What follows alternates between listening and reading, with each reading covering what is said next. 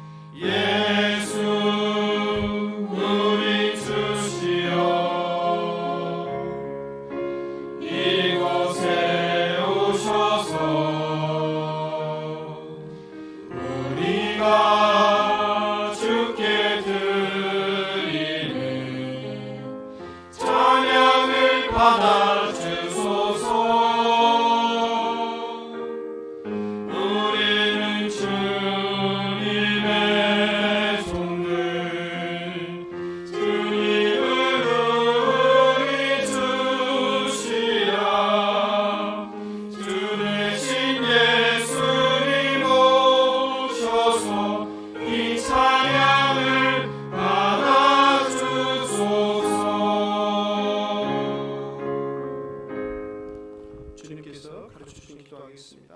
하늘에 계신 우리 아버지여 이름이 거룩히 여김을 받으시오며 나라가 임하옵시며 뜻이 하늘에서 이루어진 것 같이 땅에서도 이루어지이다.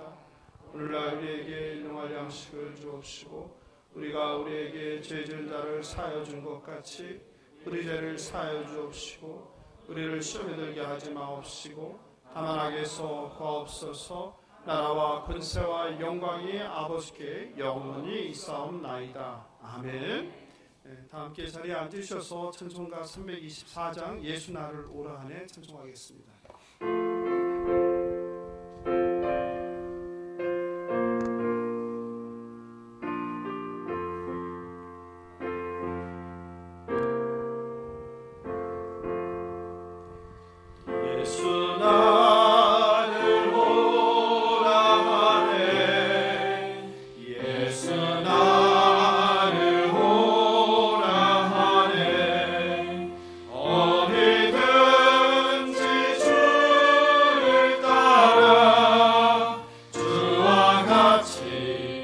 같이 가려네.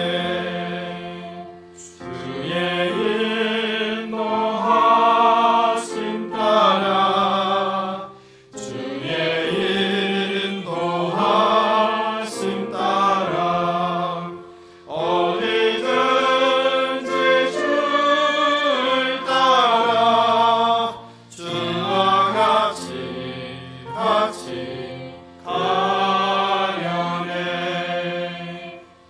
겟세마네 동산까지 주와 함께 가려 하네.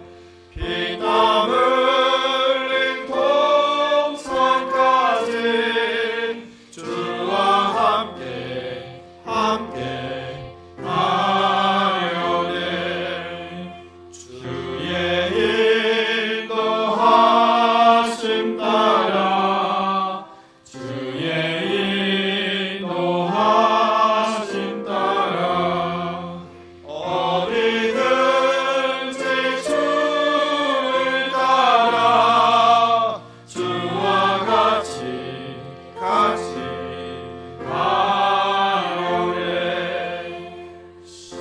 심판하실 자리까지 주와 함께 가려 하네. 심판하실 자리까지 주와 함께 가려네. 주의 인도하심 따라 주의 인도하심 따라 어디든지 주를 따라 주와 같이 가려네.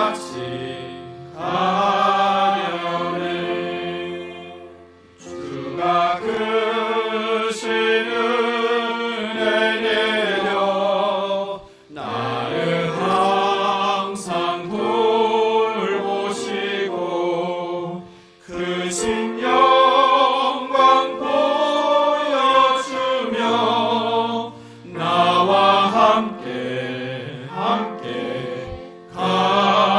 가시네.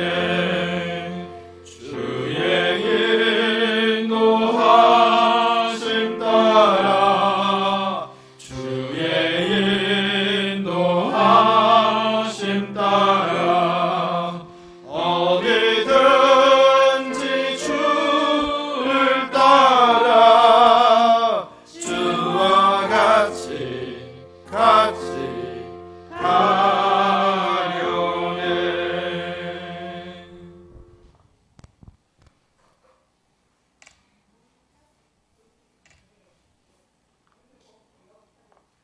살아계신 하나님 아버지, 오늘 이 거룩한 날에 모여 하나님을 찬양하고 예배하게 하심에 감사드립니다. 하나님은 영이시니 신령과 진정으로 예배할지나 하는 말씀같이 오늘 이 예배가 신령과 진정으로 드려지는 예배가 되게 하옵시고 세상에서 받을 수도 누릴 수도 없는 평안과 기쁨, 감사가 충만하게 하여 주시옵소서. 예배를 준비하여 보이지 않는 곳에서 힘을 다하는 봉사자들을 기억하여 주시옵고 마음이 상하여 힘들어하고 육체가 병들어 고통받는 지체들에게 다시 일어날 힘을 주시옵소서.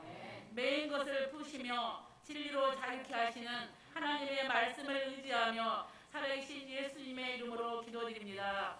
아멘.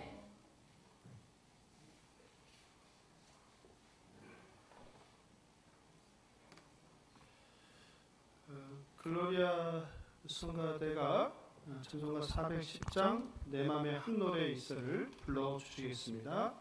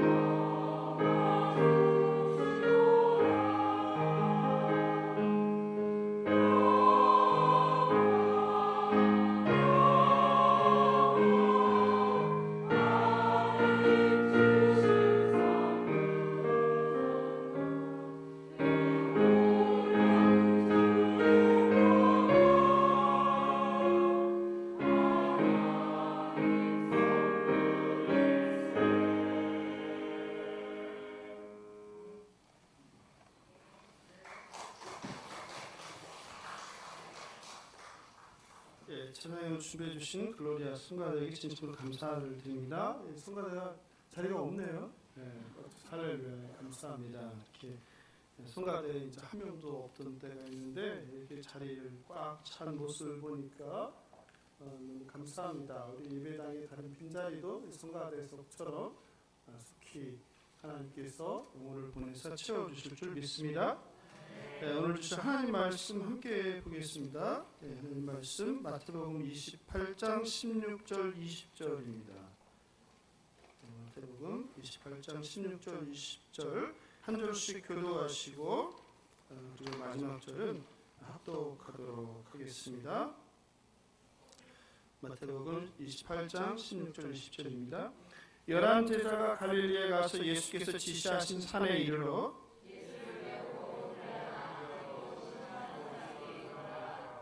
예수께서 나와 말씀하여 이르시되 하늘과 땅의 모든 권세를 내게 주셨으니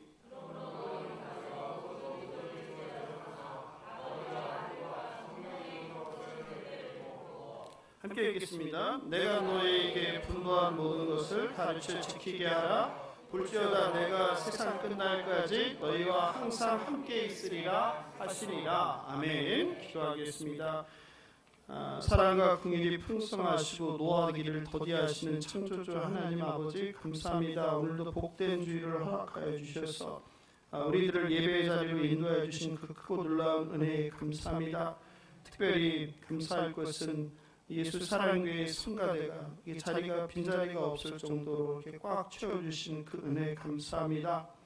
하나님 오늘도 우리에게 주신 것 먹을 것, 입을 것, 잘 곳을 베풀어 주신 그 은혜에 감사하여 빈손으로 나오지 아니하고 하나님께 정성을 다하여 예물을 올려드립니다. 우리 주님의 아들, 딸들이 세상에서 눈물과 땀을 흘리며 얻은 수출을 마음과 정성을 다해 올려드리니 주님 기뻐 받아주시옵소서. 우리 가운데는 여전히 형편이 어려운 성도들도 많이 있습니다. 주님께서 그들의 처지와 형편을 다 아시오니 까마귀를 보내주시고 선한 사마리아인을 보내주셔서 그들의 삶에 어려움이 없도록 돌봐주시옵소서.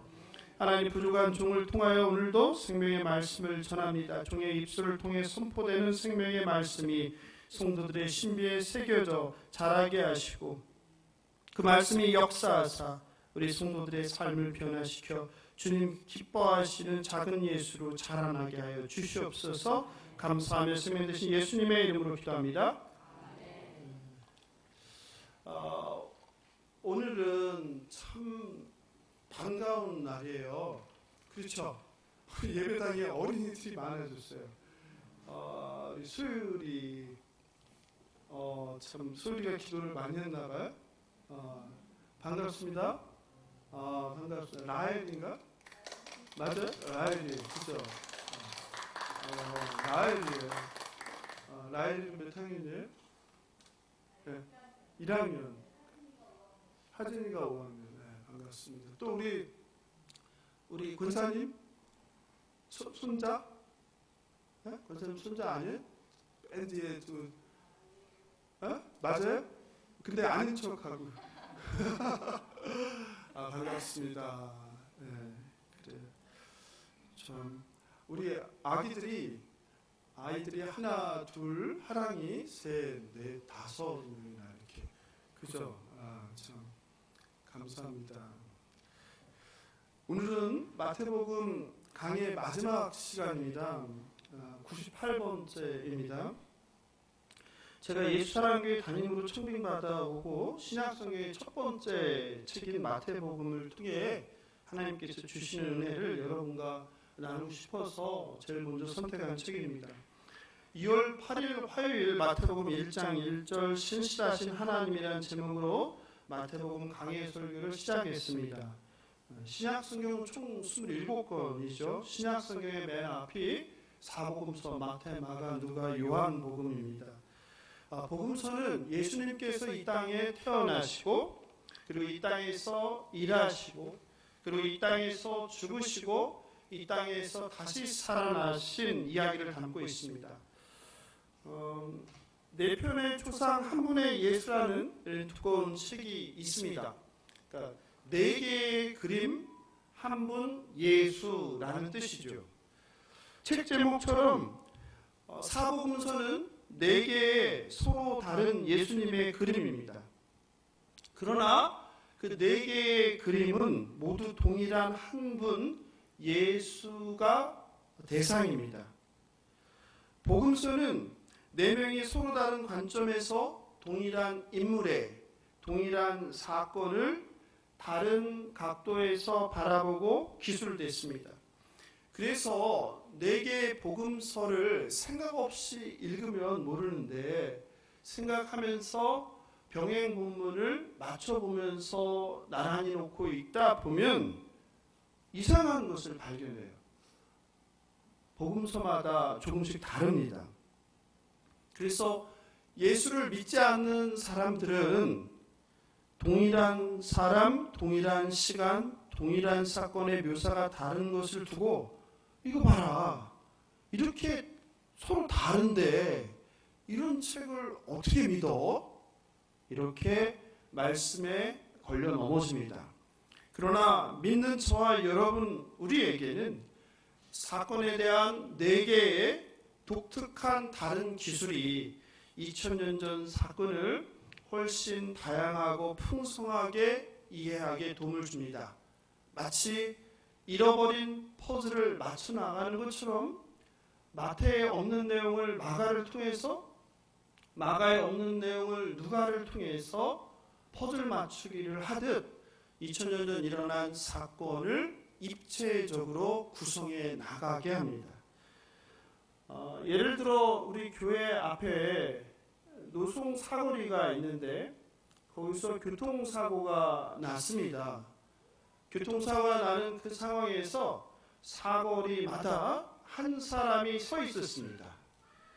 다행히 4명의 목격자가 있었기에 경찰관이 사고 진술서를 받았습니다.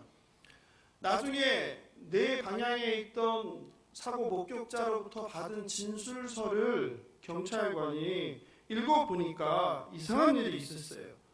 똑같은 시간, 똑같은 사고를 4명의 사람이 목격했는데 그 사고의 진술서가 같을까요? 다를까요? 사고의 진술서가 서로 달랐습니다. 사건은 하나인데 보고서의 내용은 서로 달랐습니다. 왜일까요? 왜냐하면 그들이 서 있던 방향에서 본 교통사고를 묘사했기 때문입니다.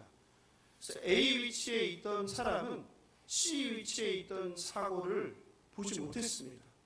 B 위치에 있던 사람은 D 위치에 있던 사람이 본 것을 보지 못했기 때문입니다. 그러나 우리는 그 사건이 같은 시간, 같은 사고라는 것을 알고 있습니다. 그래서 경찰관은 서로 다른 진술서를 조합해서 사고를 정확하고 그리고 정밀하게 볼 수 있게 됩니다. 마찬가지로 우리에게 주신 4개의 복음은 바로 서로 다른 입장에서 바라본 예수님과 예수님이 행했던 사건을 우리가 더 풍성하게 입체적으로 이해할 수 있도록 도와줍니다. 마태복음은 청자가 누구라고 했습니까? 유대인이죠. 그래서 마태복음은 무엇을 강조합니까? 유대인의 왕으로 오신 예수를 강조합니다. 그리고 마태는 독자가 유대인이기 때문에 유대인이 믿는 구약 성경을 계속 성경을 통해서 반복적으로 인용하면서 구약의 약속의 말씀이 예수를 통해서 성취되었다는 것을 강조합니다. 두 번째 복음인 마가복음은 무엇을 강조합니까? 고난의 아들, 고난받는 종 예수를 묘사합니다. 누가복음은 만민을 구원한 예수를 강조합니다. 누가는 의사였죠. 의사였기 때문에 2000년 전에 주로 누구를 많이 만났겠습니까? 몸이 아픈 환자를 만났어요. 환자 중에서도 어떤 환자를 만났겠어요? 돈이 많아서 치료를 잘 받는 환자가 아니라 돈이 없어서 치료를 받지 못하는 가난한 환자들을 많이 만났어요. 그래서 누가복음에는 누구의 이야기가 많이 나옵니까? 가난한 자, 몸이 아픈 자, 소외받는 자, 고아, 과부들의 이야기가 많이 나오죠. 그래서 누가복음을 우리는 어떤 복음이라고 합니까? 사회 복음이라고 하죠. 그리고 누가복음은 가난한 자들의 복음이라고 이렇게 부릅니다. 반면에 요한복음은 무엇을 강조합니까? 다른 세 개의 복음서와는 달리 하나님을 강조합니다. 즉 예수가 하나님이시다. 그래서 표적과 기사를 통해서 기적을 일으키시는 하나님임을 이야기하고 있습니다. 그러나 중요한 것은 복음서가 다른 사건, 다른 인물을 묘사하는 것처럼 보이지만 사실은 동일한 사건, 동일한 인물, 예수가 그리스도 메시아라는 것을 설명하고 있습니다. 네 복음 중에서 마태, 마가, 누가 이 세 개를 우리가 공관 복음이라고 부릅니다. 같은 관점에서 보고 있다는 것이죠. 반면에 하나만 뚝 떨어져 있는데 그게 요한복음이죠. 마태, 마가, 누가 공간 복음은 예수가 인간으로 왔다는 것을 강조합니다. 반면에 요한복음은 예수가 하나님이라는 것을 강조합니다. 그 복음서의 큰 차이 중에 하나는 예수님의 공생애이죠. 우리 청년들, 예수님의 공생애가 몇 년입니까? 예수님의 공생애 사역을 하신 거 몇 년이죠? 여기 손가락이 3년, 3년. 예수님 3년 공생애이죠. 그죠? 그런데 교회를 다니는 사람한테 물어보면 다 열에 10명, 초신자가 아니면 예수님이 3년 동안 공생애, 공적인 삶을 살았다고 이렇게 대답을 합니다. 그런데 이것은 요한복음의 관점이죠. 마태, 마가, 누가복음을 보면 예수님이 3년 동안 하셨다는 게 나오지 않아요. 오히려 내용을 살펴보면 예수님께서 1년 이하로 일했다는 것을 우리가 알 수 있어요. 그런데 우리는 왜 3년으로 알고 있습니까? 왜냐하면 한국교회에서는 요한복음을 많이 설교했기 때문에. 그리고 특히 주일학교에서 요한복음을 많이 설교해서 어릴 때부터 그냥 3년을 그냥 기가 닳도록 들었기 때문에 의심하지 않고 예수님 3년이구나 이렇게 생각을 해요. 하지만 마태, 마가, 누가복음을 보면 3년이 아니구나라는 생각이 들 정도로 짧게 나와 있습니다. 또 많이 알고 있는 것 중에 하나가 오병이어 사건이죠. 아까 우리 지휘자님께서 오병이어라고 하셨는데 오병이어 사건에서 예수님께 5개의 보리떡과 물고기 2마리를 준 것은 누구입니까? 어린아이. 누가 대답하셨어요? 상품을 받아가시고 어린아이로 알고 있어요. 그런데 다른 복음서를 보면 어린아이가 아니죠. 누구예요? 제자죠. 제자. 근데 다르죠. 근데 우리는 주일학교에서 아이들한테 뭘 심어줘야 돼요? 어린아이가 얼마나 중요한지 또 얼마나 큰 역할을 할 수 있는지를 심어줘야 되니까 뭘 늘 얘기한 거예요. 어린아이의 보리떡과 물고기를 가져다가 주님께서 이렇게 큰 역사를 했단다. 그러니까 너희들도 이렇게 주님께 크게 쓰임받을 수 있는 거를 어릴 때부터 들어오다 보니까 그렇게 이해하는데 다른 복음서에서는 제자들의 것을 갖다가 준 것을 이해하거나 생각하지 않죠. 이렇게 복음서가 다릅니다. 이런 다른 복음서를 통해서 왜 다르지? 라고 생각하는 것보다 왜 다를까? 왜? 다른 4명의 저자가 다른 관점에서 기술했다는 것. 그리고 우리에게는 중요한 것은 사실이죠. 이게 진짜냐, 몇 시냐, 몇 개냐, 몇 명이냐가 중요하지만 그 당시 2000년 전 그들에게 중요한 것은 무엇이었어요? 몇 시냐, 몇 개냐 이게 중요한 게 아니라 그 내용이었어요. 내용. 무슨 일이 일어났느냐. 그래서 그런 관점으로 성경을 이해하는 것이 좋습니다. 그러므로 하나님께서 허락하신 사복음서를 통해서 같은 인물, 같은 사건에 대해서 우리는 서로 다른 복음서를 통해서 주님께서 우리에게 주시고자 하는 메시지가 무엇인가 이것을 이해하는 것이 더 중요합니다. 그것을 통해서 우리의 믿음을 굳건하게 할 수 있습니다. 구약을 통해 약속된 메시아는 인간의 몸을 입고 2000년 전 이스라엘에 오셨습니다. 예수님은 일을 많이 하면 피곤함을 느꼈고 풍랑 속에서는 골아 떨어져 잠을 자야 했습니다. 우리와 똑같이 굶으셨습니다. 배가 고프셨습니다. 사랑하는 나사로가 죽었을 때 슬퍼하시고 눈물을 흘리셨습니다. 외식하는 바리새인과 서기관들을 보고서는 회칠한 무덤이라고, 독사의 새끼들아 하고서 욕을 하셨습니다. 그러니 우리가 예수를 믿는다고 하면서 화를 내면 돼요, 안 돼요?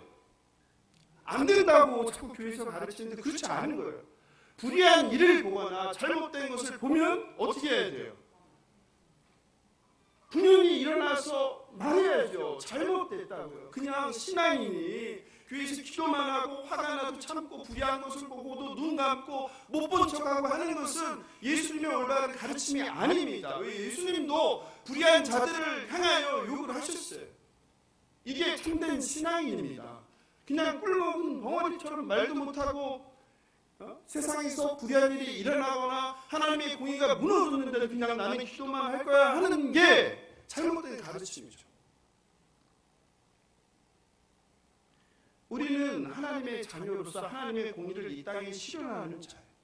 기도도 열심히 해야 되지만 우리가 하나님의 보내받은 제자로서 불의한 일이 일어날 때, 억울한 일이 생길 때 그들과 함께하면서 불의한 일이 올바로 잡아지도록, 그게 하나님의 나라가 이 땅에 임하는 거 아닙니까? 우리가 주기도문을 하는 게 뭐예요? 하나님의 나라가 이 땅에 임했다고 했잖아요. 그 나라가 임할 수 있도록 우리는 대리 통치자라는 사실입니다. 예수님은 심지어 내 아버지와 만일 할만하시거든 이 잔을 내게서 지나가게 해달라고 했어요. 무엇을 이야기하는 거예요? 예수님은 완전한 인간이라는 거예요. 패악한 인간들의 조롱과 침뱉음과 핍박을 온몸으로 받으며 십자가에 죽기까지 순종하셨어요.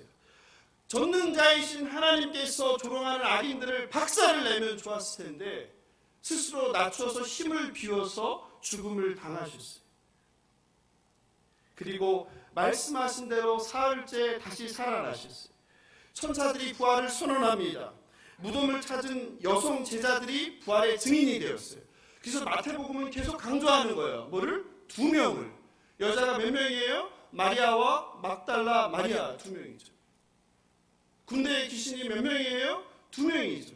마가복음은 1명인데 마태복음은 2명이죠. 왜? 증인이 중요하니까. 마태에게는 유대인을 설득하기 위해서는 최소의 입증할 수 있는 증인 2명이 필요했던 거예요. 이런 것들이 복음서에 다 숨겨져 있습니다. 그리고 죄의 결과인 사망을 이기시고 살아나심으로 무엇을 증거한 거예요? 2000년 전에 인간으로 오신 예수가, 마태복음 1장에서 다윗의 자손으로 인간으로 오신 예수가 오늘 이제 마지막 28장에서 다시 살아남으로 인해서 그분이 진정 하나님이셨다. 이것을 말씀하고 있습니다. 이게 마태복음의 처음과 끝입니다. 인간으로 오신 예수가 다시 살아남으로 인해서 그분이 진정한 메시아였다, 구원자였다, 하나님이셨다라는 것을 우리에게 교훈하고 있습니다. 예수님이 다시 살아나신 그 부활한 소식에 사람들의 반응이 달라집니다. 어떻게 다릅니까? 예수님을 믿고 따르던 여인들과 제자들은 기쁨과 감동이었습니다. 반면에 예수님의 부활에 놀라고 당황하고 두려워 떠는 자들이 있었습니다. 그게 누구입니까? 이스라엘의 지도자, 권력자, 힘 있는 자, 가진 자, 예수를 십자가에 못 박은 자들이에요. 사회적으로 당시에 존경받는 지도자들이 예수를 십자가에 못 박았고, 그리고 예수가 살아난 소식에 기뻐하기보다 절망하고 두려움에 떨었습니다. 예수를 십자가에 못 박은 자들은 우리가 생각하는 나쁜 사람들, 강도, 살인자, 도둑, 깡패, 대먹지 못한 자들이 아니었어요. 당대에 존경받는 사회 지도자들이, 종교 지도자들이 예수를 십자가에 못 박았다는 사실을 우리는 기억해야 합니다. 이들은 그 소식에 적과의 동침을 하듯 서로의 목적이 다른데 함께 모입니다. 그리고 대책회의를 합니다. 그 대책회의의 결과가 무엇입니까? 바라옵기는 이제라도 우리가 예수를 십자가에 못 박은 것을 회개하면서 잘못을 예수님께, 하나님께 말씀하고 그리고 용서해달라고 기도해야 되는데, 그 결과는 자신들의 힘과 권력과 부를 유지하기 위해 사실을 은폐하는 것입니다. 진실을 왜곡하는 것입니다. 그래서 내린 결론이 뭡니까? 증인을 돈으로 매수하자. 그래서 지키고 있던 군병들을 돈을 어떻게 줬습니까? 많이 주고 사건을 은폐하고 조작합니다. 자신의 권력과 돈을 지키기 위해 양심을 파는 일은 일도 아닙니다. 사람 하나 죽이는 것도 일도 아닙니다. 경비범들도 많은 돈을 받고 그 사건의 그 음모의 공범이 되어버립니다. 이것이 저와 여러분이 살고 있는 세상 나라입니다. 우리가 사는 세상이란 그 나라에서는 높은 사다리의 꼭대기에 있는 사람들이 자신들의 이익을 극대화하기 위하여 힘겹게 무거운 짐을 지고 땀 흘리며 성실히 하루하루를 살아가는 사람들을 속입니다. 이 사회 지도자란 정치인, 기업인, 언론인, 종교 지도자들이 이해 관계에 따라 한 몸이 되어 불의를 공모합니다. 이렇게 진실하지도 않고 겸손하지도 않은 지도자의 문제는 오랜 인류 역사의 현실입니다. 그러나 저와 여러분에게 소망이 있습니다. 그런 자들과 달리 끝까지 주님의 말씀을 믿고 순종한 누가 있었어요? 막달라 마리아와 여인들이 있었습니다. 부활하신 예수님은 무덤을 찾아온 막달라 마리아와 다른 마리아에게 사명을 주십니다. 함께 읽겠습니다. 28장 10절입니다. 28장 10절입니다. 이에 예수께서 이르시되 무서워하지 말라. 가서 내 형제들에게 갈릴리로 가라 하라. 거기서 나를 보리라. 예수님께서 하나님이신데 굳이 여인들에게 귀찮게 이 일을 시킬 이유가 있습니까? 없습니까? 없죠. 전혀 없죠. 귀찮을 뿐이죠. 그냥 알아서 하시면 되는데, 근데 왜 굳이 여인들에게, 제자들에게 가서 예수가 살아났다는 것과 갈릴리에 가서 기다리라는 말을 합니까? 아멘. 주님은 홀로 일하시는 분이 아니세요. 주님은 큰 일이든 작은 일이든 하나님의 자녀인 저와 여러분과 함께하기를 원하세요. 그래서 여인들은 무덤에서 살아난 예수를 만나고 사명을 받습니다. 여인들은 그전까지는 기쁨과 두려움이 교차했는데 예수를 만나고 나서 뭐는 사라졌어요?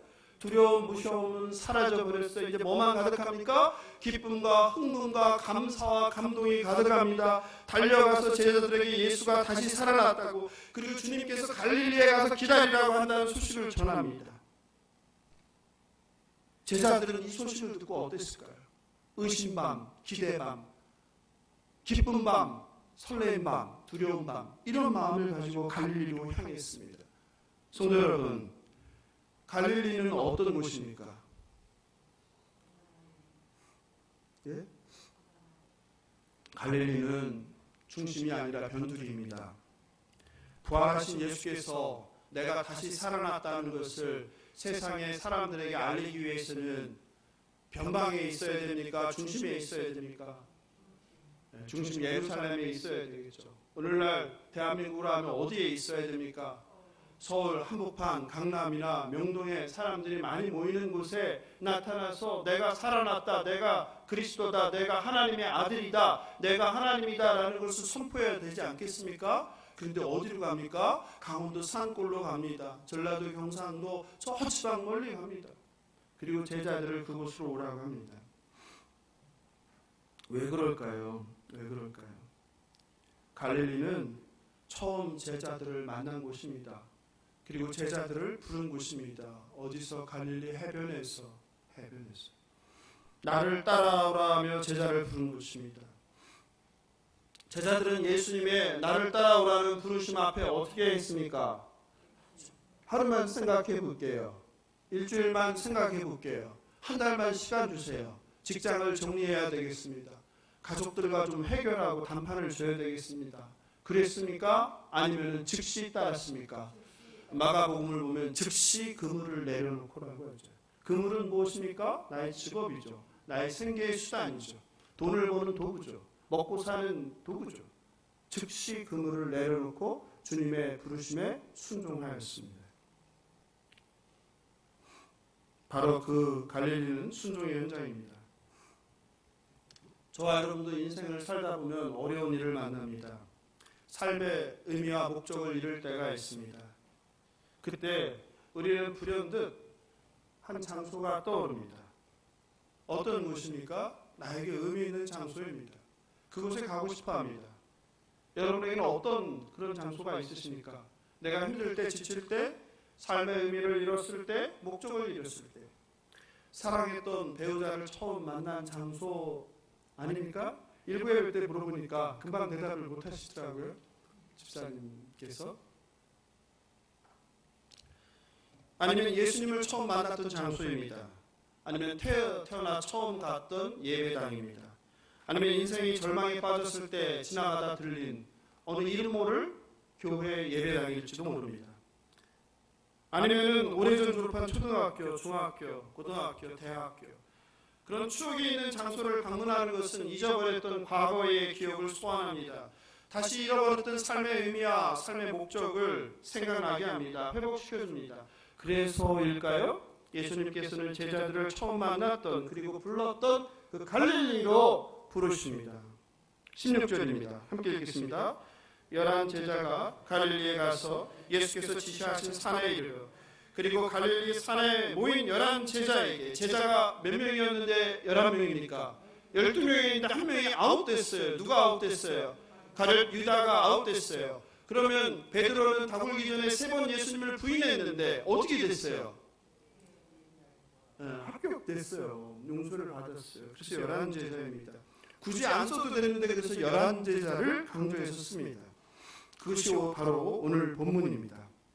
그 11 제자에게 마지막 사명을 내려주십니다. 19절 20절을 같이 큰 소리를 함께 읽겠습니다. 시작. 그러므로 너희는 가서 모든 민족을 제자로 삼아 아버지와 아들과 성령의 이름으로 침례를 베풀고 내가 너희에게 분부한 모든 것을 가르쳐 지키게 하라. 볼지어다 내가 세상 끝날까지 너희와 항상 함께 있으리라. 마태복음에서 가장 중요한 구절을 고른다면 바로 오늘 이 본문이에요. 예수님께서 승천하시기 전 제자들에게 마지막 주신 사명, 그것이 바로 오늘 본문이에요. 우리가 그래서 이것을 대사명이라고 합니다. 제자들이 이 이야기를 듣고 어땠을까요? 제자들이 갈릴리에서 만났을 때 어떤 심정이었을까요? 두려움, 죄송함, 미안함, 부끄러움, 기쁨, 감사, 여러 가지 마음이 혼재했을 거예요. 사실은 제자들은 예수님께 책망부터 들었어야 돼요. 왜 나와 마지막까지 함께하지 않고 떠나갔느냐?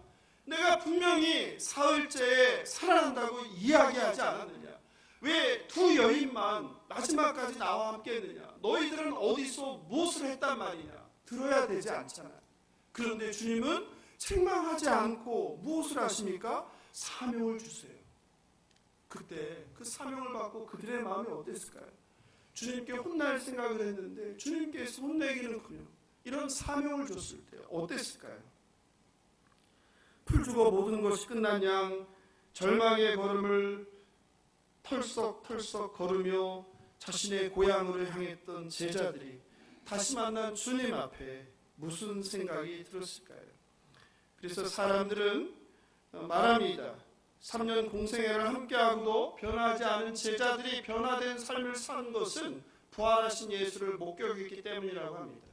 또 어떤 사람들은 오순절 성령 강림을 통하여서 완전히 다른 삶을 살게 되었다고 합니다. 그런데요, 저는 제자들이 변한 것은 그럴 수도 있지만 다른 이유가 있다. 어제 본문을 준비하다 그런 생각이 들었어요. 이거구나. 물론 부활하신 주님도 중요하죠. 그런데 사실 주님께서 살아계실 때 얼마나 많은 하나님만이 할 수 있는 기적을 보았습니까? 그런데 변하지 않았잖아요. 잠깐이었잖아요. 그때뿐이었잖아요. 뭐 부활이라고 별다르겠어요? 성령 강림 맞죠? 그런데 더 중요한 사건은 바로 이게 터닝 포인트구나 이런 생각이 들었어요. 뭐예요? 내가 잘못 알고 있던 하나님 나라, 내가 잘못 알고 있던 예수. 그래서 예수가 이스라엘의 왕이 됐을 때 한 자리 차지하려고 꿈꿨던, 내가 국무총리가 될까 장관이 될까 꿈꿨던 그들, 좌절하고 실망했던 그들이 이제 뭘 알게 된 거예요? 진짜 하나님 나라를 알게 된 거예요. 자신들의 목적, 삶의 이유를 알게 된 거예요. 무엇을 통해서요? 사명을 받음으로. 내가 살아야 될 이유는 이 나라의 높은 자리에 올라가는 것이 아니라 그래서 예수님과 같이 이 나라를 통치하는 것이 아니라 뭐다? 가서 제자 삼으라. 이것을 깨닫게 된 거예요. 그래서 뭘 찾은 거예요? 삶의 이유와 목적, 존재의 이유를 찾게 된 것입니다. 이것이 그들의 삶을 변화시켰다고 생각합니다. 그것이 바로 대사명이라고 부르는, 영어로는 Great Commission이라고 하는데 마태복음 28장 18절 20절입니다. 같이 함께 다시 읽어보겠습니다. 예수께서 나와 말씀하여 이르시되 하늘과 땅의 모든 권세를 내게 주셨으니 그러므로 너희는 가서 모든 민족을 제자로 삼아 아버지와 아들과 성령의 이름으로 세례를 베풀고 내가 너희에게 분부한 모든 것을 가르쳐 지키게 하라. 볼지어다 세상 끝날까지 너희와 항상 함께 있으리라 하십니다.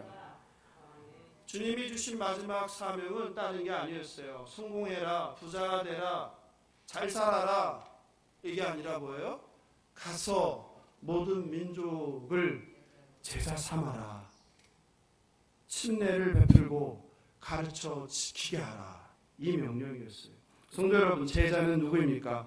복음서에는 예수님과 제자들이 주인공처럼 많이 등장합니다. 예수님이 주인공이고 제자들은 보조, 조연이라고 하겠죠.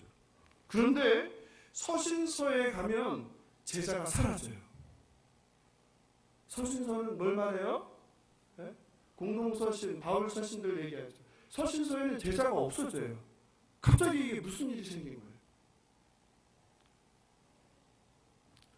아마도 당시의 시대적 상황 때문일 거예요. 바울은 이방인을 위한 사도예요. 바울은 헬라 문화권을 다니면서 복음을 전해야 됐어요. 그런데 바울이 전하기에 제자라는 표현이 뭐랑 충동을 되는 거예요? 당대의 철학자들의 제자들과 혼동되는 거예요. 소크라테스, 플라톤, 아리스토텔레스와 같은 유명한 헬라의 철학자들은 다 문화생들이 있었어요. 그들이 제자였어요. 그러니 그들의 제자와 예수님의 제자가 혼동되는 거예요. 그래서 바울은 아마도 제자라는 용어를 쓰지 않고 예수님의 제자에 합당한 용어를 찾았는데 그게 바로 무엇일까요? 우리가 지난주에 다룬 온전한 자라는 거예요. 그래서 제자라는 말이 복음서에만 나오고 사라진 것이 아니라 사실은 서신서에도 다른 말로 표현되어 나오는 이야기예요. 지난주에 에베소서 4장 11절 13절로 성도를 온전하게 하여라고 제가 말씀을 드렸어요. 그리고 교회에 다른 직분, 다른 은사를 주신 것은 바로 그 성도를 온전하게 하기 위라고 그랬어요. 그 다른 직분, 다른 은사를 준 게 저와 같은 교역자라고 했어요. 교역자를 통해서 성도를 온전하게 세워서 봉사하고 교회를 바르게 세우는 것, 이게 주님의 가르침의 목적이라고 했어요. 그래서 바울이 말하는 온전한 자, 완전한 자가 바로 복음서의 제자입니다. 하나님께서는 저와 여러분이 온전한 자, 완전한 자, 제자, 그리스도의 장성한 분량에 도달한 자, 작은 예수가 되길 원하십니다. 그 일을 위하여 예수님께 하늘과 땅의 모든 권세를 주셨습니다. 오늘 본문을 보면 우리말로 4개의 명령이 보입니다. 오늘 한번 본문을 19절, 20절을 가만히 살펴보시고 그 명령어에다가 동그라미를 쳐보십시오. 한번 볼펜이 있으시면 직접 한번 쳐보십시오. 동사로 보이는 명령어를 우리 누가 이야기해볼까요? 우리 청년이 한번 불러줄까요? 치셨어요? 우리 예은자매가 한번 동사로 보이는 걸 한번 불러줄까요? 뭐가 있나? 가라. 그리고 제자 삼으라. 그리고 침례를 베풀라. 그리고 가르쳐 지키게 하라. 그렇죠. 아주 잘했죠. 100점이에요. 그렇죠? 저기 홍삼 남았던데 이따 받아갔어요. 아주 잘했어요. 4개. 그렇죠. 그런데 우리 번역본으로는 이게 동사 4개로 보이는데요. 중요한 거는 이럴 때 이게 헬라어 원어가 되게 중요해요. 헬라어로 보면 4개로 보이는 동사가 하나밖에 없어요. 그러니까 우리말 번역한 걸로는 동사가 4개인데 동사가 하나라는 거예요. 그러니까 4개가 다 똑같이 중요한 게 아니라 가장 중요한 건 하나라는 거예요. 동사. 그럼 나머지 3개는 뭐냐? 동사를 꾸며주는 분사예요. 분사, 영어에서. 그러면 4개 중에서 어떤 걸까요? 진짜 동사는? 예, 그것도 되게 중요할 것 같은데, 예, 제자로 삼아라. 제자를 삼아라만 동사예요. 즉 19절 20절에서 예수님께서 하시는 한 가지 명령으로 하면 뭐예요? 제자를 삼아라. 근데 제자를 삼는데 어떻게 삼느냐? 가라. 그리고 모든 족속에게, 옛날에 모든 족속이라고 했죠. 모든 민족에게 침례를 베풀어라. 그리고 가르쳐서 지키게 해라. 그걸 통해서 제자를 삼으라. 이 결론입니다. 이거를 제가 한 문장으로 정리해 보겠습니다. 한번 들어보십시오. 너희는 모든 민족에게 가서 침례를 베풀고 가르쳐서 제자를 만들어라. 이게 주님께서 11 제자에게 주신 마지막 명령입니다. 이게 그레이트 커미션입니다. 예수님의 제자라고 하는 저와 여러분에게 동일하게 말씀하시는 마지막 명령이십니다. 그러므로 제자 삼으라는 것은 내가 해도 되고 안 해도 되는 선택사항이 아닙니다. 예수를 믿고 예수의 제자라고 하고 하나님의 아들, 딸이라고 하는 모든 성도들에게는 제자를 삼는 것은 의무입니다. 예수님께서 이 땅에 오셔서 하신 일이 바로 이겁니다. 무엇을 하셨습니까? 제자를 부르셨습니다. 그리고 제자와 함께 3년을 동고동락하면서 또 다른 복음서에 따르면 최소한 1년을 동고동락하면서 가르쳤습니다. 하나님 나라가 무엇인지, 그리고 예수를 통해서 이루려고 하는 것이 무엇인지 가르치셨습니다. 그 대표적인 게 산상수훈이죠. 마태복음 5장, 8장, 7장까지 나오는 산상수훈을 통해서 하나님 나라가 어떤 것인지, 하나님 나라에 들어가는 자가 누구인지, 천국이 무엇인지 이것을 계속 가르치신 것입니다.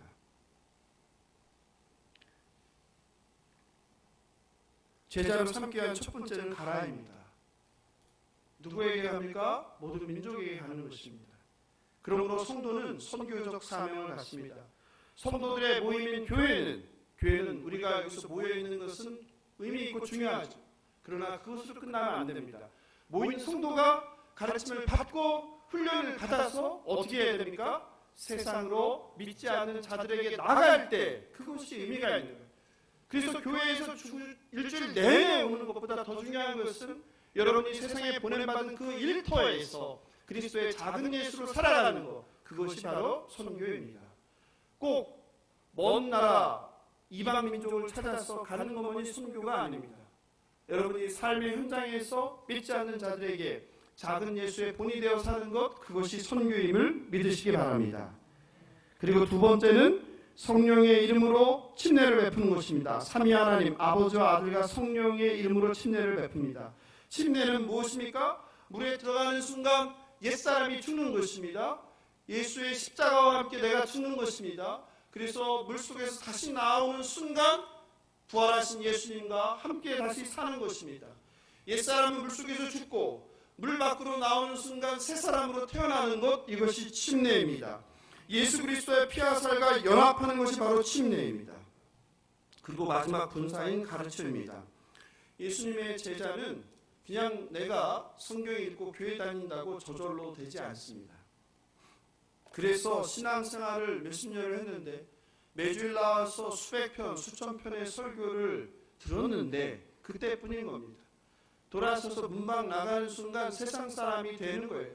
그래서 엘리베이터 타면서 짜증내는 거고, 주차장에서 차 빼느라고 짜증내는 거고, 밥 먹으러 식당 갔다가 짜증을 내는 거예요. 그때뿐인 거예요. 왜? 훈련을 받지 않았어요입니다. 예수님께 제자로 부름받아 훈련받은 제자들도 마찬가지였어요. 예수님께 직접 훈련을 받았는데, 함께 먹고 함께 자고 함께 생활하고 개인 레슨을 받았는데 예수님을 팔아버린 거예요. 예수님을 배신한 거예요. 그렇게 인간은 가능성이 없는 존재예요. 그런데 주일날 일주일에 한 번 와서 예배드리고 잠깐 졸듯 말듯 설교 듣고 어떻게 내 삶이 변할 수 있겠습니까? 사람이 변하는 것은 쉬운 일이 아닙니다. 남자들이 군대에 가면 제일 먼저 가는 곳이 있는데 그게 어딜까요? 예, 많은 게 많으시네요, 우리 권사님은. 군대도 안 갔다 오셨는데. 학교를 가지 않고 훈련소를 갑니다. 저는 논산 훈련소를 갔는데 논산 27년대를 갔어요.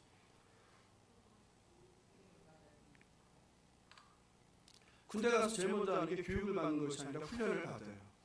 최첨단 무기를 어떻게 다룰 것인지, 어떻게 적과 만나서 싸울 때 제압할 것인지를 훈련받지 않고요. 차렷 열중셔를 훈련받습니다. 일어나면 차렷 열중셔, 좌양우 우양우, 엎드려 일어나 뒤로. 그걸 하다 보면 그런 생각이 들어요. 내가 이거 하러 군대 왔나. 왜 근데 그렇게 합니까? 그리고 꼭 틀리는 사람이 있죠. 한 사람이 틀리면 무한 반복입니다. 뭐냐면 머리로 이해하는 것이 아니라 몸이 따르게 하는 거예요. 사회에서 뵌 모든 습관들을 그런 기본적인 훈련을 통해서 다 죽여버리는 거예요. 말살하는 거예요. 새로운 신분으로 변화시키는 과정이 아무 생각 없이 그 단순한 동작을 반복하는 거예요. 제자 훈련이라는 것이 바로 그런 거예요. 머리에 지식을 쌓는 것이 아니라 내가 몸이 그냥 저절로 반응하도록, 그냥 예수님 말씀을 내가 알고 깨달아서 하는 게 아니라 그냥 습관적으로 하도록 하는 게 훈련입니다. 여러분들 운전을 처음 할 때 어떻습니까? 복잡합니다. 머리에 생각이 많습니다. 왼팔이 오른팔이, 다리가 왼발이 오른발이 다 따로따로 놉니다. 그래서 긴장합니다. 그런데 6개월쯤 지나면 어떻습니까? 6개월쯤 되면 조금 익숙해져요. 그렇죠? 머리가 생각하는 대로 몸이 따라져요. 그러다 이제 3년 정도 하면 어떻습니까? 매일 운전하는 경우에 3년 정도 하면 이제 편안해집니다. 머리에 딴 생각을 하고 운전하는데 지장이 없어요. 심지어는 한 손을 놓고도 딴 것을 해요. 그렇죠? 휴대폰을 만지기도 하고 통화도 하기도 하고. 그렇죠? 예. 그게 훈련입니다. 머리의 지시를 받지 않아도 몸이 자동적으로 반사하는 거예요. 작동하는 거예요. 제자 훈련이 그런 것입니다. 내가 좋은 제자가 되어야 되겠다고 되는 게 아닙니다. 몸 따로 마음 따로라는 말처럼 몸이 우리 생각대로 마음대로 작동하지 않을 때가 많아요. 그래서 예수님께서 마태복음 26장 41절에서 말했죠. 여러분이 늘 회개하는 거. 새벽기도 못 나올 때, 주일에 못 나올 때, 금요예배 못 나올 때 늘 하시는 말씀이 있죠. 뭐예요? 예? 우리 어르신들 많이 하시던데. 마음에는 원이로되 육신이 약하도다. 맨날 이 얘기 하시는 거 아니에요? 예. 예수님의 제자가 된다는 것은 머릿속에 제자가 어떠한 사람인가라는 지식을 쌓는 것은 아니에요. 성경 지식을 쌓는 게 아니에요. 말씀을 많이 암송하는 것이 아니에요. 그냥 예수님처럼 사는 거예요. 삶으로 증거하는 거예요. 그래서 제자 훈련은 예수 닮기이며 작은 예수가 되는 것입니다. 그렇다면 제자가 된다는 것은 무엇을 의미합니까? 예수님의 제자가 된다는 것은 예수님, 스승이신 예수님이 말하고 생각하고 행동하는 것을 따라하는 거예요. 스승이 가는 길을 따라가는 거예요. 예수님께서는 마가복음 8장 34절에서 말씀하셨습니다. 제자가 어떤 건지 함께 읽어보겠습니다. 누구든지 나를 따라오려거든 자기를 부인하고 자기 십자가를 지고 나를 따를 것이니라. 자기를 부인하고 자기 십자가를 지고 주님을 따르는 것이 제자의 길입니다. 그 길은 넓은 문, 꽃길이 아니라 좁은 문 협착한 가시밭길입니다. 마태복음 7장 13절 14절에서 말씀하셨습니다. 같이 읽어보겠습니다. 좁은 문으로 들어가라. 자막 없나요? 예. 마태복음 7장 13절 14절입니다. 예, 좁은 문으로 들어가라. 멸망으로 인도하는 문은 크고 그 길이 넓어 그리로 들어가는 자가 많고 생명으로 인도하는 문은 좁고 길이 협착하여 찾는 자가 적음이라. 이것이 제자도입니다. 제자의 길은 넓은 길, 넓은 문이 아니에요. 좁은 문, 좁은 길입니다. 협착한 길입니다. 그래서 사람들이 가기 싫어합니다. 천국으로 들어가는 문이 그게 대로 큰 문이 아닙니다. 성경은 분명히 우리에게 천국으로 가는 제자의 길이 좁은 문, 좁은 길, 협착한 길이라고 합니다. 다락기는 예수님의 사명대로 그 좁은 문, 좁은 길, 제자의 길을 걸어가는 저와 여러분 되길 주님의 이름으로 축원합니다. 돌아가신 사랑의 교회 옥하는 목사님께서 한 영혼을 그리스도의 장성한 분량의 제자 삼는 이 제자 훈련에 목숨을 거셨어요. 그리고 안타깝게도 너무 하셔서 병이 나셨어요. 그래서 빨리 세상을 떠나셨어요. 목사님은 광인론을 늘 말씀하셨어요. 미쳐야 한다. 미쳐야 한다. 미치지 않고 어떻게 사람을 변화시키냐, 그런 말씀도 하셨어요. 아니, 남의 부인을 앞에다 앉혀놓고 미치지 않고 목숨을 걸지 않고 그 사람을 어떻게 변화시키겠다는 거냐, 우리들을 책망하셨어요. 이번 제가 제자훈련 세미나에 참석한 평택 대광교회 배창돈 목사님도 오카는 목사님 제자훈련 초창기에 세미나에 참석했다가 깨달으셨어요. 아, 제자훈련이 교회 프로그램인 줄 알았는데 프로그램이 아니구나. 제자훈련이 목회의 본질이구나, 교회의 본질이구나, 교회의 존재 이유구나. 한 사람을 그리스도의 작은 예수를 만드는 거, 이게 목회의 시작이자 끝이구나, 교회의 존재 이유구나, 이걸 깨달은 거예요. 그래서 이분도 목숨을 걸고 그 일을 하셨어요. 그래서 이분도 어떻게 되셨어요? 병이 나셨어요. 40년을 제자훈련으로 한 영혼을 제자 만드는 일에 목숨을 거셨어요. 그런데요, 멈출 수 없었던 거예요. 왜냐하면 한 사람이, 한 성도가 예수의 장성한 분량으로 자랑할 때 어떤 일이 벌어지는지를 목격했기 때문이에요. 놀라운 역사가 일어나요. 100사람이 아니라 한 사람이 그리스도의 참된 예수의 제자가 됐을 때 놀라운 역사가 일어나는 걸 경험했기 때문에 몸이 병들고 아파도 쓸 새 없이 할 수밖에 없었던 거예요. 저도 과거에 여러분과 같은 성도로 사랑의 교회에서 제자훈련, 사역훈련을 받았습니다. 사업하면서 너무나 바쁜 상황 가운데 1년 동안, 2년 동안 훈련받는 것이 얼마나 힘들었는지 모릅니다. 그래서 제가 예수 사랑의 교회에 오면서 교회에 바라는 걸 한 가지 얘기하라고 했는데 그때 그 얘기했어요. 다른 거 필요 없고 제자훈련하면 된다. 그런데 제가 막상 와보니까 일이 너무 많은 거예요. 이게 엄두가 안 나는 거예요. 이러다 내가 죽겠구나. 이거 아직은 아니다. 좀 있어야 되겠다, 이런 생각이 들었어요. 빨라야 내년쯤 할 수 있을까? 그런데 이상하게 이번에 갑자기 제자훈련 워크숍에 2주 연속 가게 됐어요. 훈련을 받고 교육을 받으면서 그런 생각이 들었어요. 나는 나의 계획과 나의 생각대로 우리 예수 사랑 교회에서 좀 더 시간이 되고 환경이 조성되고 성도들이 준비가 될 때 해야 되겠구나 했는데, 성령 하나님께서는 저의 생각과는 달리 미루면 안 된다, 등장해야 된다 하는 마음을 이렇게 주셨어요. 그래서 우리 교회의 상황이, 여건이 준비도 안 되고 저도 부족하고 또 훈련을 한다고 하면 받을 분도 별로 없겠지만 단 한 명이라도 훈련을 받겠다는 순도가 있으면 시작해야 되겠다라는 다짐을 하게 되었습니다. 두렵고 떨리지만 제자가 되기를 결단하고 훈련의 첫 발을 내디딜 때 성령께서 저와 여러분과 함께 하실 줄 믿습니다. 교회는 세상에서 부름을 받은 하나님의 백성입니다. 동시에 세상에 보냄받은 그리스도의 제자입니다. 그냥 교회만 다닌다고 제자가 결대 되지 않습니다. 제자들의 모임인 교회는 세상에 나가 제자로 삼을지 말지를 선택하는 곳이 아닙니다. 제자는 마땅히 제자 삼으라는 주님의 명령에 순종해야 합니다. 바라옵기는 세상에 보냄받은 그리스도의 제자로 살길 결단하고 배우고 훈련하여 함께 그리스도의 장성한 분량으로 자라나는 저와 여러분 되시길 예수님의 이름으로 축원합니다. 아멘 하신 분들 내가 봤어야 되는데요. 미처 못 봤습니다. 말씀을 마무리합니다. 하나님께서 마치 처음부터 계획하신 것처럼 예수 사랑교회 첫 강의 설교책으로 마태복음을 주셨습니다. 제가 이제 다음 주부터 사도행전을 하려고 이렇게 생각하고 있는데요. 오늘 98회 마지막 설교 본문이 가서 모든 민족을 제자 삼으라. 다시 한번 우리 교회에 이제 가을 사역을 준비해야 되는 우리 교회에 이 말씀을 새겨주시는 것 같아요. 훈련을 하고 교육을 하면요, 사탄이 그렇게 시험을 많이 줍니다. 방해합니다. 사탄이 아무리 방해할지라도, 그러니까 사탄이 방해할 때 그런 생각을 하면 돼요. 주님 기뻐하시는 일이구나. 우리가 몇 번 잔치를 할 때 그 일을 경험했잖아요. 사탄이 꼭 공격합니다. 개인을 공격하고 가정을 공격하고 교회를 공격합니다. 그럴 때일수록 시험 들고 넘어지기보다 이 길이 맞구나.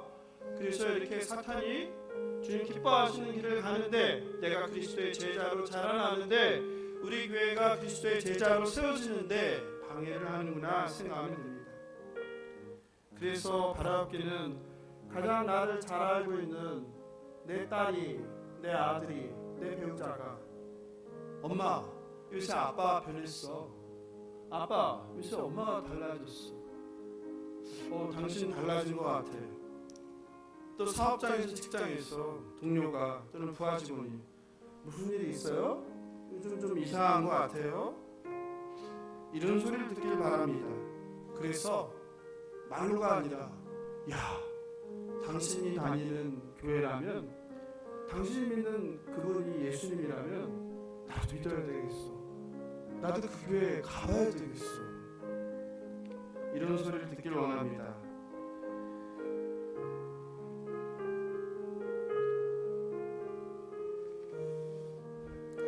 예수를 닮은 작은 예수가 되는 것, 저와 여러분의 신앙 목적이 되기를 바랍니다. 제가 사랑의 교회를 떠나면서요 딱 하나 가져왔어요. 돌아가신 옥하는 목사님 사진 하나 가져왔어요. 제 방에 들어오신 분은 아시겠지만 거기 걸려있어요. 제 책상 맞은편에. 어떤 사람은 우상 숭배하냐 하는데 참 그런 소리 들으면 기가 막혀요. 뭔지 구별 못하는 거예요. 존경하는 거죠. 그리고 그분이가 펼친 그 철학, 한 영혼을 위해 목숨 걸라는 것처럼 저는 처음부터 끝까지 지금까지 그걸 달려왔어요. 한 영혼만 살리고 한 영혼만 제자 삼으면 나는 끝이다. 더 바랄 거 없다.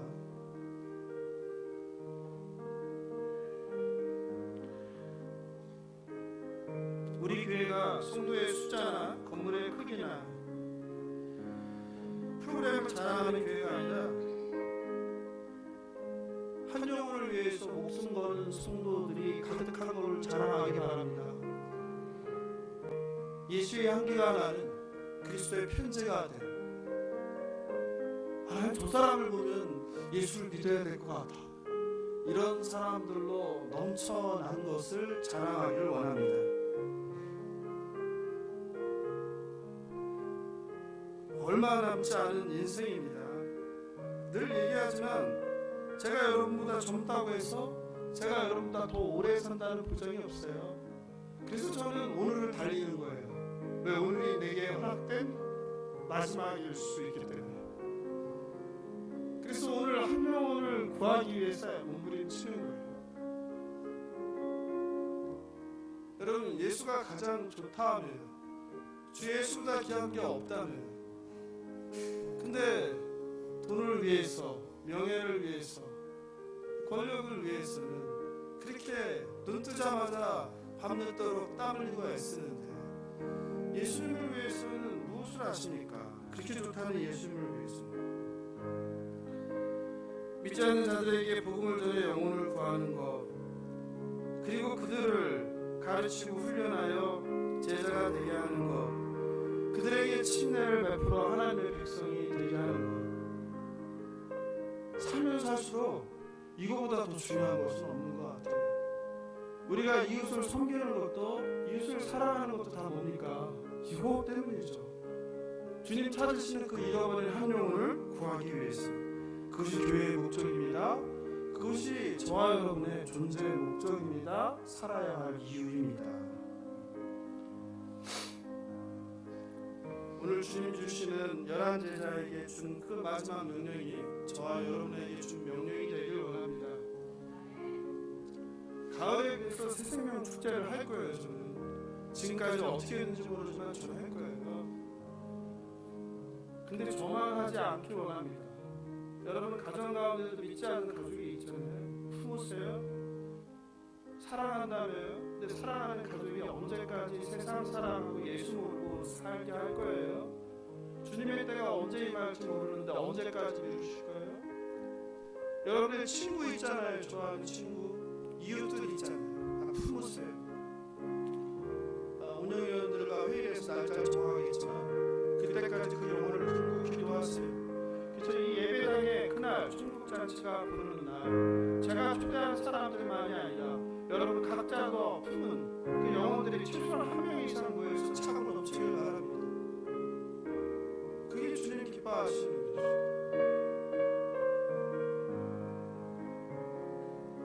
그런데 주님은 우리에게 이렇게 일만 시키는 분이 아니세요. 우리를 홀로 버려두지 않으세요. 주님은 우리와 함께 하십니다. 함께 마지막 20절을 읽어보겠습니다. 20절 시작. 내가 너희에게 분부한 모든 것을 가르쳐 지키게 하라. 볼지어다 내가 세상 끝날까지 너희와 항상 함께 있으리라. 언제까지요? 세상 끝날까지. 누구와요? 너희와. 언제요? 항상. 어떻게요? 함께. 주님이 함께 하십니다. 제자도의 핵심은 바로 이거예요. 내가 제자 훈련을 받고 내가 제자 훈련을 시키는 것이 아니라 누가 하시는 거예요? 예수님께서 직접 하시는 거예요. 주님의 약속의 말씀입니다. 제자의 길은 나 혼자 걷는 길이 아닙니다. 혼자 힘으로 걸을 수 없는 길입니다. 주께서 동행하시고 주께서 인도해 주시는 길입니다. 그렇기 때문에 우리가 해낼 수 있는 길입니다. 주님은 우리를 위해 죽으시고 다시 사셨습니다. 그냥 세상 재미에 빠져서 세상 유익을 추구하면서 하랑방탕하게 세월을 낭비하라고 십자가에서 죽으시고 다시 사신 분이 아니십니다. 그런 주님은 과거에 우리와 함께 하셨습니다. 지금도 이곳에 함께 하십니다. 그리고 앞으로 우리가 제자로 훈련받는 일에, 우리가 제자로 훈련시키는 일에 함께 하십니다. 그것을 믿으시기 바랍니다. 그것이 마태복음 1장에서 말씀하신 임마누엘이에요. 그래서 마태는 참으로 대단한 작가예요. 역사가예요. 수필가예요. 그냥 아무 생각 없이 복음서를 쓴 게 아니라 마태복음 1장에서 임마누엘 하나님으로 시작해서 마태복음 28장 마지막 절을 무엇으로요? 임마누엘 하나님으로 끝을 냈습니다.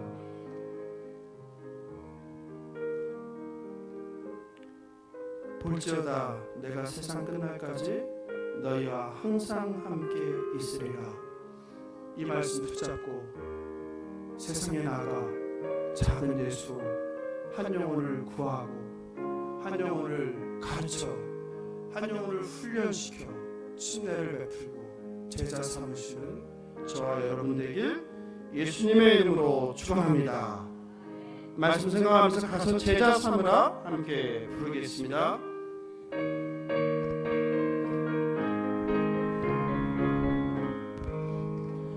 갈릴리 마을 그 숲속에서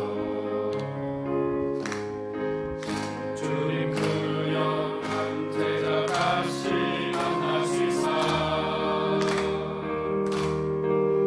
마지막 그에게 부탁하시기를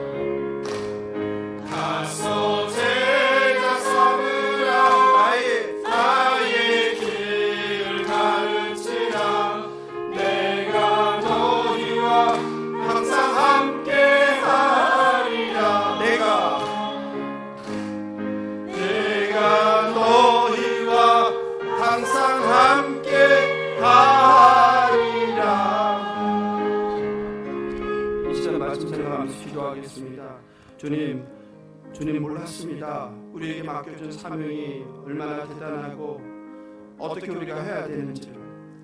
하나님, 예수님과 3년을 함께 보내고도 아버지 딴 생각, 딴 마음을 가졌던 제자들이 예수를 만남으로 인해서, 예수에게 제 사명을 들음으로 인해서 하나님 깨닫고 알게 되었습니다.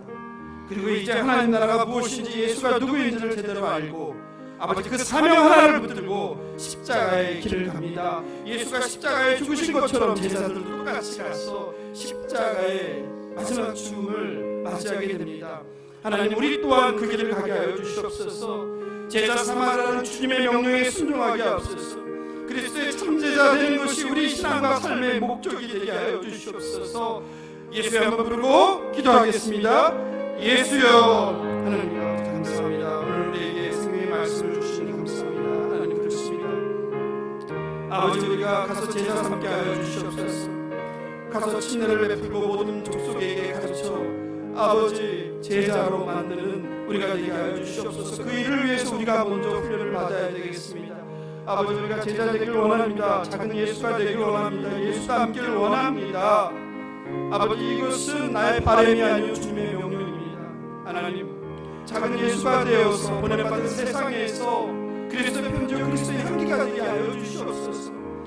나의 말과 나의 삶을 보고 아버지, 나도 예수를 믿어야 되겠다, 나도 교회에 나가야 되겠다 생각할 수 있도록 우리를 빚어주시옵소서.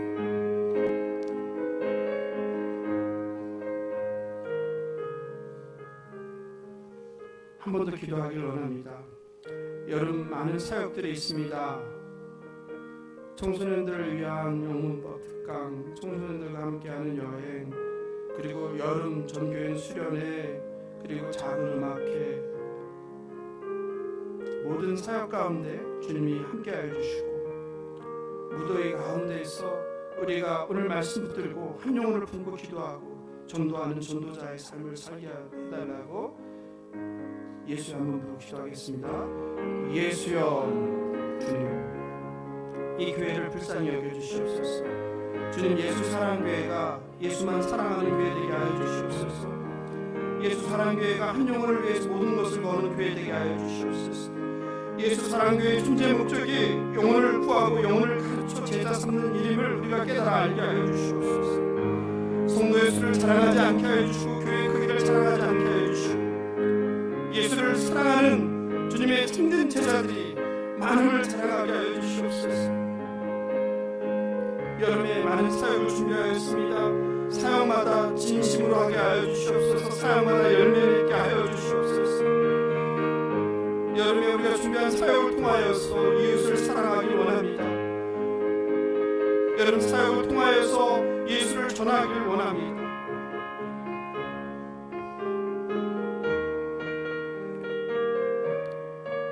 감사하며 예수님의 이름으로 기도합니다. 다 함께 일어나셔서 당신은 영광이여 부르겠습니다.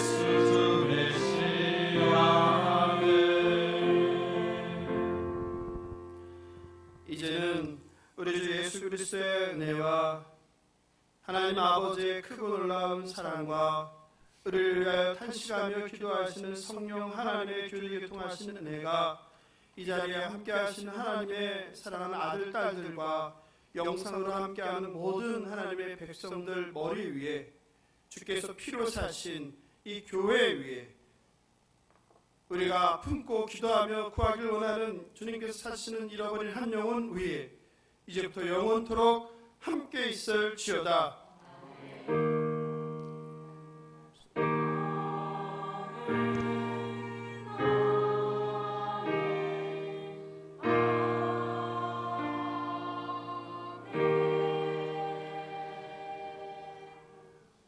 자리에 앉으셔서 광고와 보고 드리겠습니다.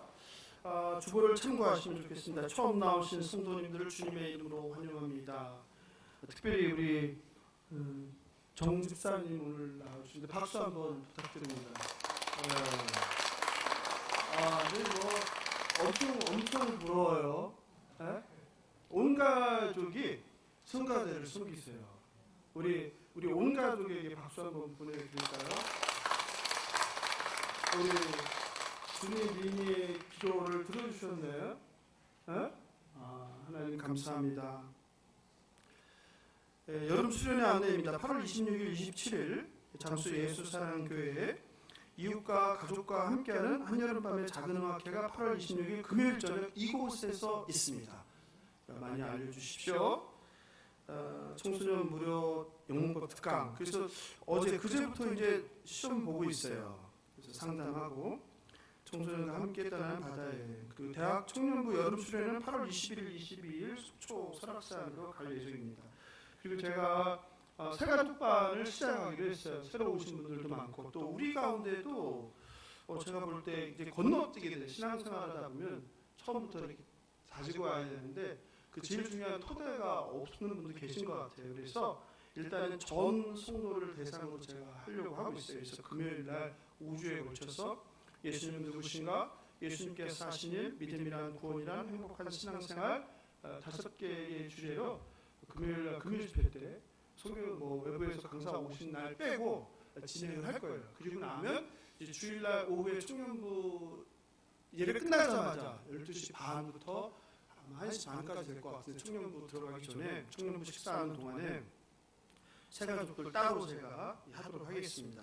다른 교회 새가족반이랑 다른 것은 보통 교회 새가족반이라는 게 교회 신앙생활하는 거 소개하고 하는데 저희는 그게 아니라 그냥 예수 그리스도를 전하는 쪽으로 이제 맞춰져 있어요. 그거를 전하면 다른 거는 다 이렇게 쉽게 된다라고 생각하기 때문에 그리고 오늘 감사하게도 초복이라고 반개탕을 점심으로 준비했어요. 우리 반주자이신 우리 권사님께서 준비해 주셨어요. 박수 좀 부탁드립니다. 권사님 몸이 많이 아프세요. 기도 제목 올라온 거 보시겠지만 몸이 성한 데가 없을 정도로 많이 아프신데 저는 이렇게 많은 걸 해주셔서 감사합니다. 기도해 주십시오. 우리가 갚을 길은 기도, 그죠? 기도 많이 해주십시오. 공동체 기도 제목을 드렸습니다. 보시고 누락되었거나 수정이 필요하신 분은 제게 문자로 주십시오. 그리고 가능한 날마다 기도 제목 가지고 기도해 주시면 좋겠습니다. 8월달 금요 말씀 찬양 집회는 선교사들의 무덤, 목사들의 무덤이라는 일본 선교에서 많은 영혼들을 구하고 교회를 세우셨던 일본 선교의 제2M 대표 이수구 선교사님 삿포로의 빛나는 십자가의 주인공이십니다. 모시기로 했으니까 미리 좀 많이 알려주십시오. 7월 10일 운영위원회 회의 결과 여름 수련회 확정 그리고 금요기도회 반주자로 이은진 원사님 결정됐습니다. 잠깐 일어나 주시겠어요? 예, 우리 이제 큰 박수로 환영해 주시기 바랍니다. 하진이가 더 좋아하네. 감사합니다. 예.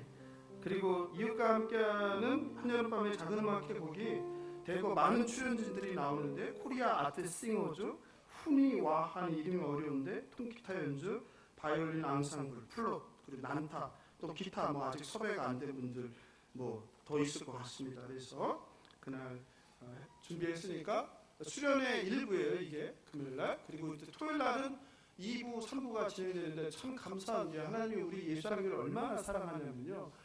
미국에 있는 분이 오시기로 했어요. 제가 우리 형편에 비행기표를 보낼 수도 없잖아요. 근데 미국에 있는 중동 전문가가 와서 세상에 듣도 못한 놀라운 강의를 여기서 펼치십니다. 기대하십시오.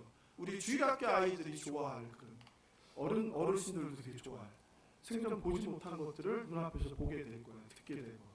참 하나님께서 우리 참 예수사랑교회를 사랑하는구나, 참 아끼시는구나 하는 생각이 들었어요. 그래서 오전에는 그 멀리서 오셨으니까, 미국에서 오셨으니까 2시간을 드리고요. 오후 1시간은 여러분 성경 읽게 하는데 보니까 예수사랑교회가 큐티를 많이 안 하시더라고요. 그래서 성경을 어떻게 읽어야 되는지, 그리고 큐티를 어떻게 해야 되는지, 그래서 큐티 전문가를 모셔서 올바른 성경 읽기에 대해서 강의를 준비를 하고 있고요. 또 1시간은 그 교육과 훈련의 중요성에 대해서 오카노 목사님의 첫 번째 제자인 김영호 목사님 오셔서 강의를 해주실 것입니다. 이렇게 준비를 지금 하고 있습니다. 처음 나오신 성도님들 축하하면 좋겠습니다. 오늘 또 특별히 이렇게 멀리 제주도에서 우리 군사님 며느님이시죠. 예, 지난번에 인사드렸는데 너무 감사해요. 일어나셔서 박수 한번 보내드릴까요? 네, 감사합니다. 예, 그리고 우리 이미경 집사님, 하진이, 라헬이 같이 나오는데 이렇게 나오십시오. 이렇게 나와서 인사해 주시. 인사 같이 아이들까지 왔으니까 우리 그거 없나요? 우리 애기들까지 온 가족이 왔는데 선물이라도 드려야 되는데 선물 없어요? 선물 정종숙 집사님한테 선물 좀 달라고 하시겠어요? 총선도 했나? 예.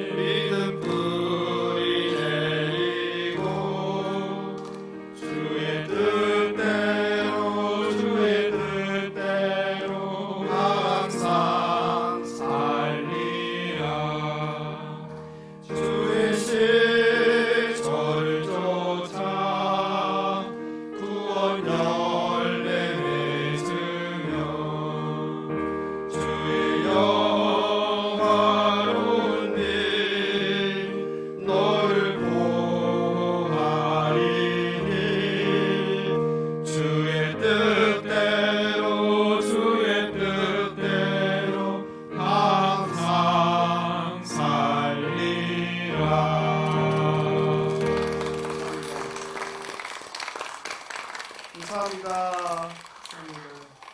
우리 이미경 집사님, 또 우리 김하진 5학년 어린이, 우리 1학년 김라엘 어린이입니다. 아유, 감사합니다. 오늘 우리 성가대석이 꽉 찬 모습을 보니까 그 교회 얘기해서 성가대 따로 회식하셔야 될 것 같아요. 너무 놀랐어요. 너무 감사합니다. 감사합니다. 우리 지휘자님 고생 많으셨습니다. 근데 어깨가 무거우셔서 사업을 열심히 하셔야 될 것 같아요. 이거 먹여 살리려면.